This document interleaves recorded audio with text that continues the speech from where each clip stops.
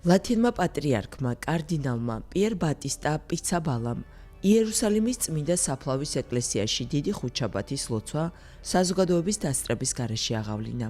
რიტუალის დროს მან სასულიერო პირებს ფეხები დაბანა და შეუმშრალა. ეს სიმბოლური ქმედება უკავშირდება იესო ქრისტეს მიერ 12 მოწაფის ფეხების დაბანას საიდუმლო სერობის დროს. ისრაელში სამართალდამცველების განცხადებით შეზღუდვები იმოქმედებს რელიგიური დღესასწაულის სხვა დღეებშიც. აღდგომის ტაძარში შესვლა სასულიერო პირებისა და ეკლესიის მსახურთა მხოლოდ გარკვეულ რაოდენობა შეეძლება. ირანთან მიმდინარე ომის ფონზე იერუსალიმის მთავარი წმინდა ადგილები დაკეტილია. ქალაქი პერიოდულად ირანის სარაკეტო იერიშების სამიზნე ხდება.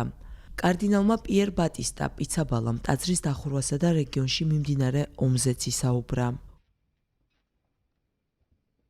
ფეხების დაბანა არ არის მორალური გაკვეთილი, არც მხოლოდ მაგალითი და არც უბრალოდ სენტიმენტალური სცენა. ეს არის იესოს პასექის კონკრეტული გამოხატულება. ეს არის გზა, რომელსაც ღმერთი გადის. ეს არის სიყვარულის გზა. დღეს აქ სიცოცხლის აღსანიშნავად შევიკრიბეთ. არსებობს დაძაბულობა, რომელსაც ვერ გავექცევით. გარეთ წმინდა საფლავის ტაძრის კარი დახურულია. ომმა ეს ადგილი თავშესაფრად აქცია შიდა სივრცედ, რომელიც მოწყვეტილია გარე სამყაროს. ჩვენ გარშემო მსოფლიო იშლება. გვინდა რომ ამ ყველაფრის შეცვლა შეგვეძლოს. უსაფრთხოების გამო ძირითადად დაკეტილია დასავლეთის კედელიც, ყველაზე წმინდა საოცავი ადგილი. ხელისუფლება მაქსიმუმ 50 ადამიანს აძლევს ლოცვის საშუალება სპეციალურად შემოსაზღვრულ სივრცეში. ამ თვის დასაწყისში ირანული რაკეტის ჩამოგდების შემდეგ დამსხვრევები ტაძართან ახლოს ერთ-ერთი შენობის სახურავზე ჩამოიყარა.